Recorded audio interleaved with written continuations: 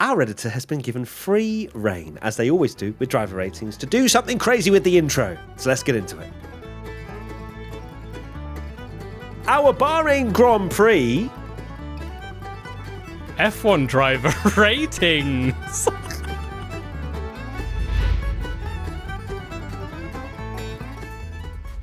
Okay, let's get straight into it. Gabriel Bortoleto started the race in 18th, finished 18th. It is going to be a whopping 5 out of 10 for Gabriel Bortoleto. Are you surprised? No. But I'm not going to give him a 4, which I think I would have for anyone other than a rookie for his performance at the Bahrain Grand Prix. Very anonymous. Couldn't even attack Stroll, who Stroll has just been driving around on one wheel, just chilling the last couple of races. Wasn't close to Hulkenberg in qualifying. I say it wasn't close. Obviously, Hulkenberg had that lap time deleted, which made things a little bit more confusing. But Bortoleto was lacking a little bit of speed compared to Hulk. He ran last on the hard tyres. I'm going to give him a 5 because he's learning and he's a rookie. I've also gone for a 5 out of 10 for Bortoleto. Sauber looking very much towards the back now, maybe the worst car again. And Bortoleto as a rookie has just had quite a average race, nothing absolutely awful, but nothing to shout about either. The fans gave Gabriel Bortoleto, unsurprisingly, a 5 out of 10.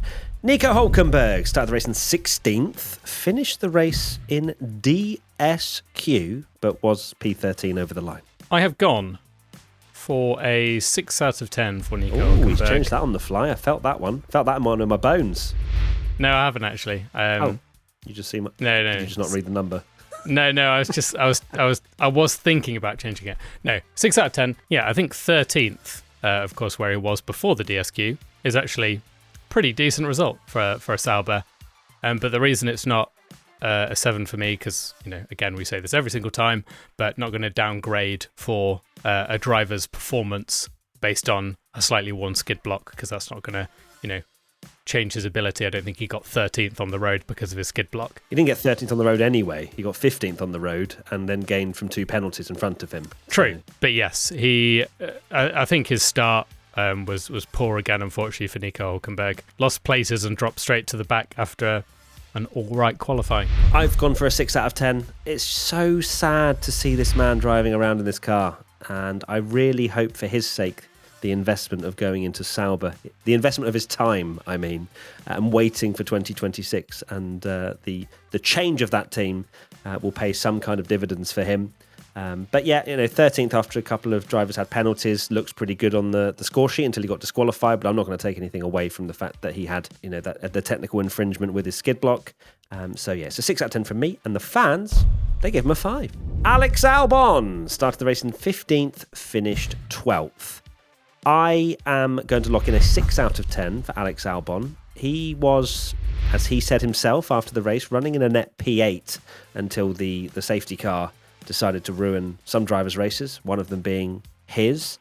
Hence why I've gone for a 6 and no lower. At the same time, obviously, messed up qualifying. He was unable to fight for points despite the safety car coming out. Was very much stuck in that sort of 12th position on the mediums. So yeah, I've gone for a 6. I've gone for a 7 for Alex Albon. You've gone for a 7 and you tried to flop him. That is absolutely yes, because barbaric. He didn't make, of course, he got knocked out in Q3, but then didn't and wasn't allowed to partake. Knocked out in Q3? Q1, why do I always say that? I love your relationship with numbers. Don't start again. It's fine. That was absolutely fine. Don't worry. I love that. Knocked out. Every number that Tommy says, it's the opposite. But yes, of course, the error from the stewards meant that he couldn't do Q2. And he actually made good progress through the field. And like you say, he was on for a pretty good result before the safety car. I think he kind of made his way through the field quite well. But yeah, unlucky with the safety car. So a decent drive, that's why I've gone better than a 6. The fans gave Alex a 6 out of 10. Carlos Sainz started the race in 8th and sadly did not finish. I have gone for a 6 out of 10 for Carlos Sainz. Oh, it's a real case of what might have been for Carlos Sainz. Basically, we saw where we thought he was going to be this season. Putting that Williams where it shouldn't be, he outqualified Lewis Hamilton, the guy that replaced him at Ferrari, and was racing at the front, but didn't work out for him. Of course, unlucky to get hit by Tsunoda, but then Sainz himself got a penalty for kind of a very audacious move on Antonelli. Retirement wasn't his fault, but after such a good qualifying, it all kind of went downhill for Sainz. I've also gone for a 6 out of 10 for Carlos. He was running in a phenomenal position at the beginning of that race. Sadly for him, just got a little bit caught up in some battles and fell away. I think Tsunoda grabbed a position from him when he was fighting Hamilton, I believe. And it just seemed like his race fell away from there, but it was a phenomenal qualifying as well. P8. I genuinely thought he might well have finished best of the rest, but sadly for him, it unravelled. I'm not fully blaming him for that, but of course also got that penalty, as you mentioned, for Kimi Antonelli. The fans gave him a 5. Isack Hadjar started the race in 12th, finished 13th. I've gone for a 5 out of 10 for Isack Hadjar. Probably the most anonymous weekend he's had in his Formula 1 career so far. Australia, obviously, he crashed out in the formation lap, but that was not anonymous in the sense of we all noticed it. Whereas this one was just a kind of slow weekend for RB just overall. Missed out on Q3, which is something we have come to expect from Hadjar nowadays, is his one lap pace being lightning. And then he lost 4 positions at the start of the race as well. A very, 5 out of 10 performance. I've also gone for a 5 out of 10. I've also written down anonymous, which I think perfectly summarises his race. After how well he did in Suzuka, this was just barely even noticed him, and we didn't see that RB's had particularly great pace. He was just barely there at all. Wasn't a bad race, so I'm not going to give him any lower, but just straight down the middle for a 5. The fans gave Isack Hadjar a 5 out of 10 as well. Liam Lawson started the race in 17th, finished 16th. I have gone for a 3 out of 10 for Liam Lawson. His form is absolutely awful. Spoiler alert already, I think he was the worst driver of the Grand Prix. He's qualifying incredibly poorly. He's crashed into 2 people and got 2 penalties during the race. And we've seen other drivers get demoted to their old family and really shone. And Liam Lawson is not doing that at all. I think his poor form at Red Bull has completely continued into RB, and he's clearly lacking confidence, and his form is absolutely shocking at the moment. It is. I've gone for a 3 out of 10 for Lawson as well. I will obviously give him the slight benefit of the doubt of him being thrown around teams and not having had pre-season testing with this specific car prior to obviously jumping over back to RB. So you'd have to say he's also unsettled at the moment. But this is certainly the worst phase of his Formula 1 career, of a short Formula 1 career. But in terms of actual performances, it's not looked good since he went back to RB. Mentally, I can only imagine the turmoil he's been through. His dream to obviously race for Red Bull and then it being shattered and taken away from him almost immediately. How do you pick yourself up from that so quickly? Only a certain few probably can, and we're seeing that in his performances at the moment. He needs to do what Albon, Gasly and the like before him did. Let's see how Jeddah and the next few races go for Lawson, but right now it's not looking great for him. The fans gave him a 3. Ollie Bearman started the race in 20th, finished 10th. What a difficult man to grade. I have gone for a 9 out of 10 for Ollie Bearman. Of course, his qualifying is what lets him down here. Started literally last. He had problems with his braking performance. The team admitted that they should have given him 3 runs in Q1. But he was phenomenal in the race. That's where you score points. And to gain 10 positions is a brilliant, brilliant job from him. His strategy was soft, hard, and then, to be fair, the safety car came at a decent point for him, where he could then go on some fresh softs, and he made it work for himself as well. So, not to take anything away from him with the fact the safety car came out at a good point, but he made it work for him, and that's why I've gone for a 9. I've also gone for a 9 for Ollie Bearman. Yeah, terrible qualifying for him to qualify last. There was definitely more in the car there. He made up for it in the race's start. Was absolutely sensational, and then just had a great race to climb all the way up to get points, thanks to another great strategy from Haas as well. The fans gave Ollie Bearman a 9 as well. Esteban Ocon started the race in 14th, finished 8th. I've gone for a 9 out of 10 for Ocon. Very similar to his teammate, actually. He's had a poor qualifying, qualified better than his teammate, of course, but crashed out. And then did an unbelievable strategy. Amazing job from Haas again on their strategy to get him into the position that he was. He was running in, I think it was about 6th place, and seemed like he was ahead of Verstappen the whole race. It felt like it took kind of a while to almost realise that he was there on merit. I really did think he hadn't pitted yet, and then was like, oh no, he has actually pitted. And of course, the safety car allowed that strategy to work out brilliantly, and it's more great points for Ocon after he had such a poor race at Suzuka. He has bounced back with another really strong points, all for Haas. I've gone for 9 out of 10. It's not a perfect weekend because he crashed, as we know, but apart from that, to again a double points finish for Haas. A great performance from Ocon again. It's such a topsy-turvy season for Ocon so far, but he's putting points on the board. So Haas, I think, will be very happy with that. And yeah, that's why I've gone for a 9. The fans gave him a 9 as well. Jack Doohan started the race in 11th, finished 14th. Oh, Jack. I'm pretty sure he was running in 9th for a lot of the race, and then ended up in 14th. So 6 out of 10. Positively promising, again, in some areas of the weekend. For example, the first half of qualifying, he was looking great. Then he got knocked out in Q2, starts 11th. Then in the race, running in 9th after an early pit stop, fell away towards the end of the race because he couldn't keep control of his rear tyre temperatures, and he fell like a stone after that. A 6 is probably about right for me in my head, but I think for Alpine, look, there are small glimmers of hope that maybe he'll keep this seat for a little while longer, and he's definitely shown more potential, I think, than anyone, including Mr. Marco, thought he would bring to the table so early on in his Formula One career. I have gone for a 6 out of 10 for Jack Doohan as well. Not on his teammates' level this weekend, but he didn't look too bad. But I do think that points could have been there for him. He had a lot more promising signs, but 14th, a bit of a disappointing result in the end for him. But I think he has looked a lot better than we all thought, and I do think points will be on the way for him. The fans gave Jack Doohan a 6 out of 10 as well. Off to his teammate, Pierre Gasly. Started the race in 4th, finished 7th. I have gone for a 9 out of 10. Great result, best of the rest. His qualifying was pretty unbelievable, actually. I know it's Max Verstappen that he's been passed by on the last lap, but we know that the Red Bull wasn't there. And I think had he held on to that place, I probably would have given him a 10, but to lose a position on the last lap is always disappointing, but it doesn't take away too much from what is a brilliant drive from Gasly again.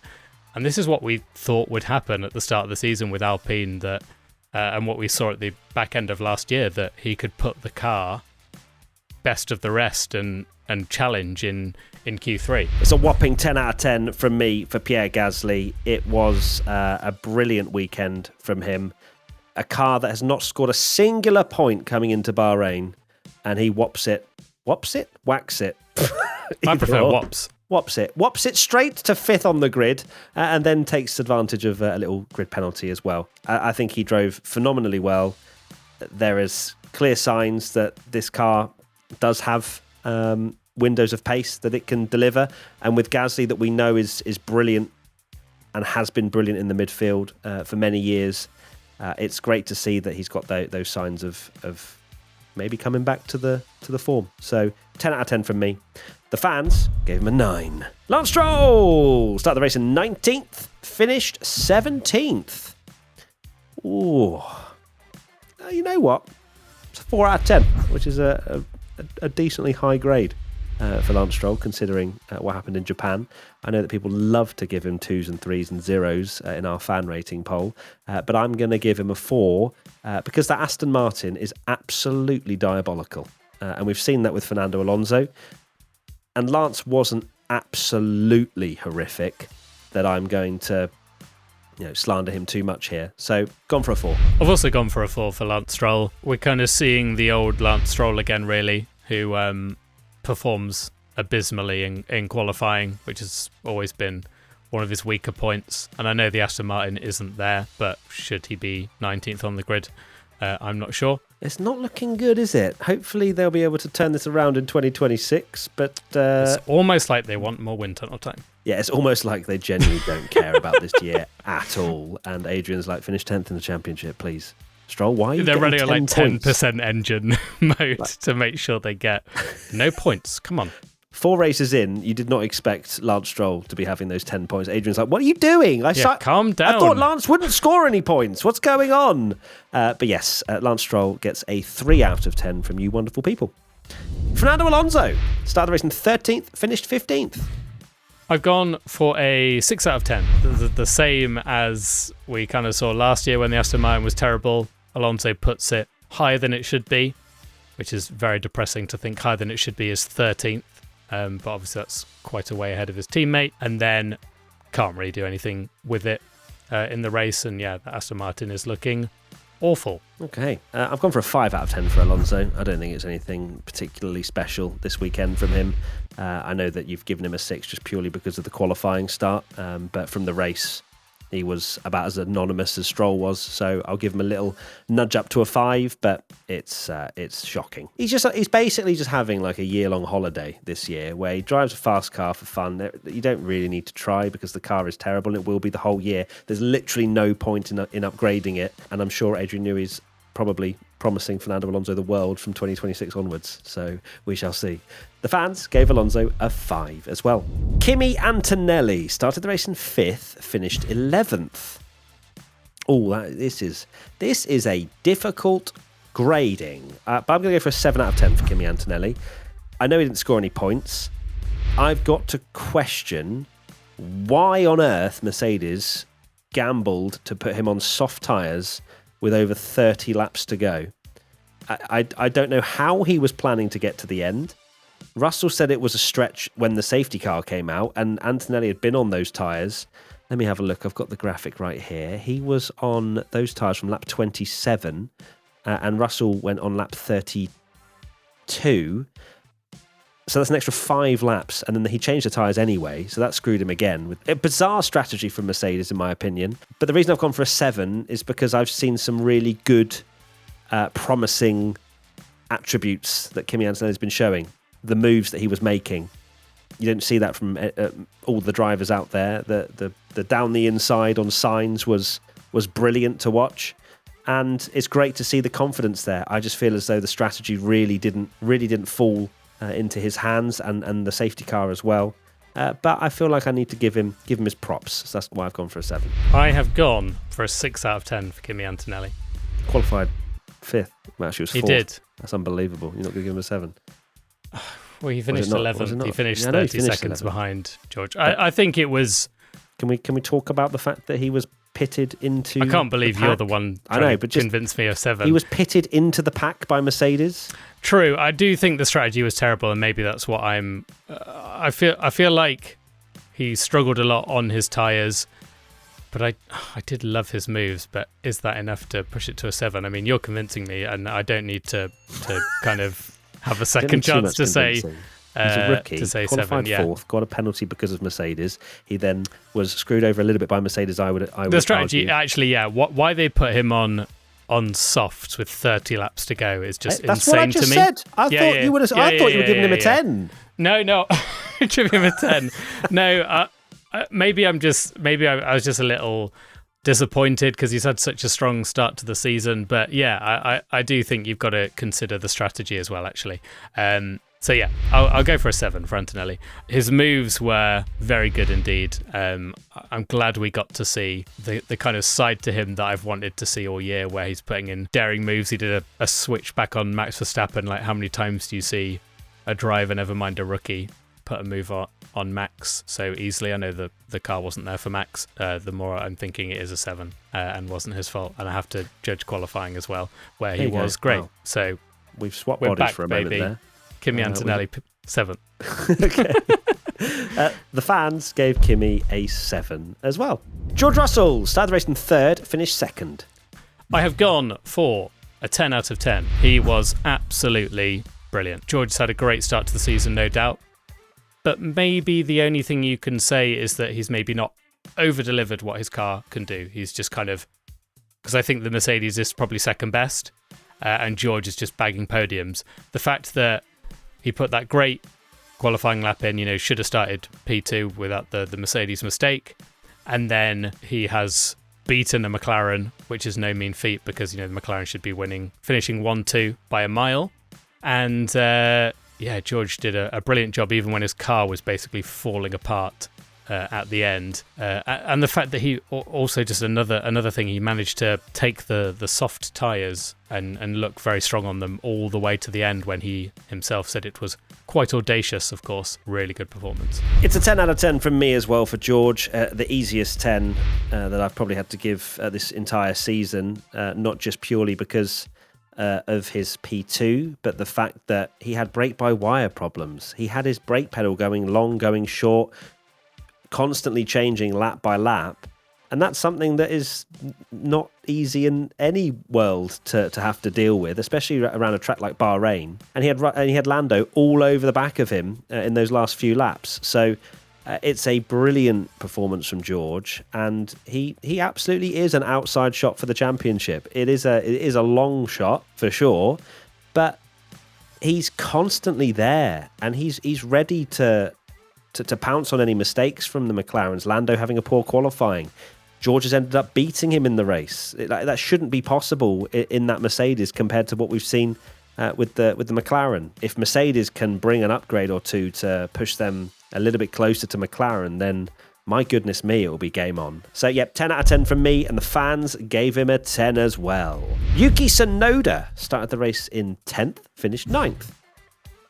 I've gone for a 7 out of 10 for Yuki Tsunoda. Decent weekend. And that is not something we would think would be said about a Red Bull in 2025 after the last few years.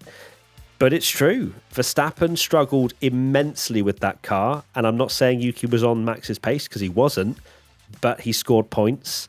He didn't have a nightmare. Nearly did with Sainz, but he didn't. I think this is a great step in the right direction for Yuki around a track that I obviously thought coming into this he would do better at. There's less pressure. Suzuka was the most ridiculous, immense pressure for him to jump into the Red Bull seat.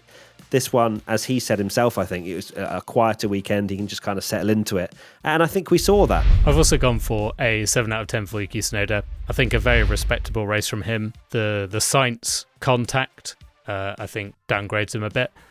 I can't believe he didn't get a penalty, by the way, for that. Very amazed that was the case. But what, turn one? Didn't get a penalty. I think it was. Is it because he slid? It was together. They both came together. They both lost car control at exactly the same time and sort of converged. Yeah. So that's probably why I think it was just seen as a racing incident, which I think it was. Yeah, I think Yuki's done a very good job. We were led to believe that the second Red Bull car was being sabotaged and undrivable and all this kind of stuff. And Yuki Tsunoda's... It's the second thing.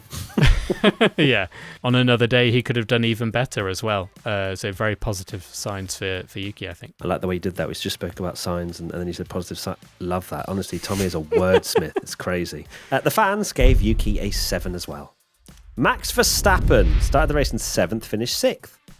I've gone for an 8 out of 10. Not his best race and a very difficult race, but I think it's very Max Verstappen that he has finished P6. His move on Gasly at the end was a nice move, and it's great damage limitation to be P6. People are shouting, going, "Oh, Max Verstappen 6th, he should be getting a 6 or a 7."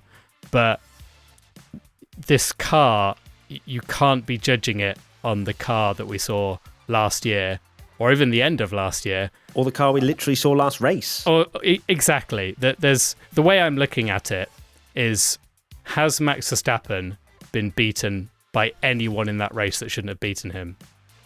No. So it's an 8 for me. And it's an 8 from me as well, for the exact same reasoning.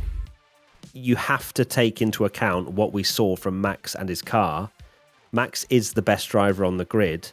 And when I'm riding on board with him and I see him at a 45-degree angle for 90% of the lap, I have to think this car is not very good around this circuit. So you have to take that into account. Obviously, he lost a place at the start to Sainz. He didn't have the cleanest qualifying either. But yeah, it's still worthy of an 8 out of 10, in my opinion. The fans gave him a 7. Lewis Hamilton started the race in 9th, finished 5th. Let's not forget, driver of the day. The driver of the day for me gets 7 out of 10. I don't think it was deserving of driver of the day, but it's been a bit of a weird one, hasn't it? The last few races and definite trolling happening there. Obviously, a poor qualifying. He was apologising to the team constantly. In the race, better, obviously. Hamilton is better in the race, but he still wasn't on Charles's pace. Even in clean air, he was still lapping 10th or 2 a lap slower. And I was keeping an eye on it throughout most of the race until the entire live timing melted. It was an all right performance from Hamilton. Finishing 5th is still decent points in a Ferrari car that's 3rd fastest, in my opinion. But he definitely wasn't as competitive on the hard rubber at the end either, and dropped back. And before the safety car, he was sort of 10 odd seconds behind Leclerc, and then even at the end of the race, he was 8 odd seconds behind Charles. So that's why I've gone for a 7 out of 10. I've gone for a 7 out of 10 as well for Lewis Hamilton. Really poor in qualifying, but did look more promising in the car, not on Charles's level. Say that again, but a good result. Not on Charles's level this weekend, but P5 is still a good result for that Ferrari. The fans gave Hamilton an 8. Charles Leclerc started the race in 2nd, finished 4th. I've gone for an 8 out of 10. It was another good weekend from him. Started on the front row. Obviously, fortunate with the Russell thing, but still a great qualifying. He is very unlucky because I would have loved to have seen what they could have done with a normal race without the safety car and see what they could have done on that strategy. But we will never know. He put up a great fight against Norris despite a much inferior car, but couldn't make those hard tyres last at the end, which is maybe why I've not gone for a 9, but much more positive from Charles this weekend. It's the biggest 9 out of 10 I've ever seen in my entire life from Charles Leclerc. He got completely screwed by the strategy. He was on form. Ferrari, we questioned it when they started on the mediums. He lost a couple of positions because everyone with the soft rubber was able to attack in that first lap. But he made it work, and then he started coming back at the drivers ahead of him. He got past Lando. He was right behind Russell when the safety car came out. He was going to be able to go longer on those mediums and then go potentially on an attack at the end on the softs. So I know there's a little bit of ifs, buts and maybes there, but from the picture that was painted, Charles was doing a brilliant job and then just got slightly screwed. So I am not going to downgrade him for that, and I'm giving him a 9. The fans gave him an 8. Screw all of you. No, I'm just kidding. Please keep listening and lots of love. Oscar Piastri started the race in 1st, finished 1st. I mean, I've actually seen genuine sort of publications not give Piastri a 10 out of 10. I've seen an 8 out of 10. Absolutely outrageous. It is a 10 out of 10, the perfect weekend for Oscar Piastri. How can you possibly downgrade him for leading the race the entire way through, apart from obviously when it was a Ferrari 1-2 and it was the greatest time to be alive, and getting pole position as well? It was a flawless weekend from Oscar. He had to manage a safety car restart, and he did that beautifully. Just brilliant. It's a 10 out of 10. There's no more to say about it. He was just not making any mistakes, and he's now very much in the championship hunt. It's a 10 out of 10. It has to be. Of course, we know the McLaren is a rocket ship and should be winning the race, but you can't give him less than a 10 when he did not lap the whole field. Yeah, like but he didn't put a foot wrong. I can almost understand even when a driver wins to go for a 9 if maybe it was a difficult weekend or he didn't qualify well and he's just made up where he has when the car's really good. But it never looked in doubt at all. What a drive. Drove like a champion, and a big statement drive from Piastri. The fans gave Oscar Piastri a 10 out of 10. Lando Norris started the race in 6th, finished 3rd. Here we go. Yeah, the best still last. We're back on the... What do we give Lando Norris? I've gone for a 6 out of 10. Is 6 harsh for P3? Some people will say yes, but he is driving a car that's won the race by nearly 20 seconds with a mid-race safety car. He himself, after qualifying, said, Oscar's going to lap the whole field and I'll just should make it to P2. Qualified incredibly poorly, put a load of pressure on himself. 6th is really poor for a McLaren based on their pace. And then he made that great start, and then we find out that he's made a mistake being out of position.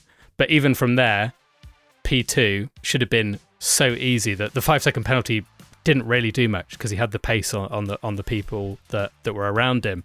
So it should have been an easy P2, had so many laps to get that done. But then on the safety car restart, he lost a place to Hamilton. Then, whilst trying to pass Leclerc, then he illegally passes Hamilton, so he has to give that back.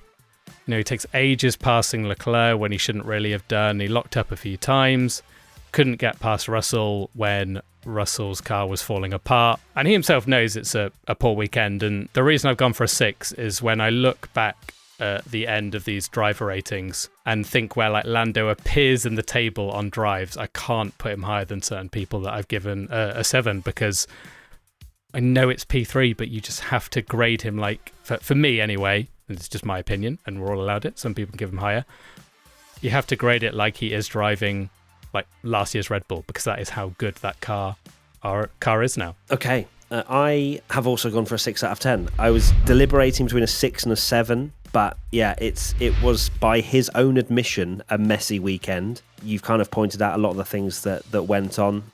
Yeah, not just the big mistakes like the grid box thing, which almost immediately put him out of contention to beat Oscar in the race after we were lauding him for a phenomenal start, but also just the overtakes or lack of, especially on I think it was Charles Leclerc, shaping for the moves. He locked up at one point, went really wide at turn 1, lost a lot of time there, and he feinted to the inside so many times.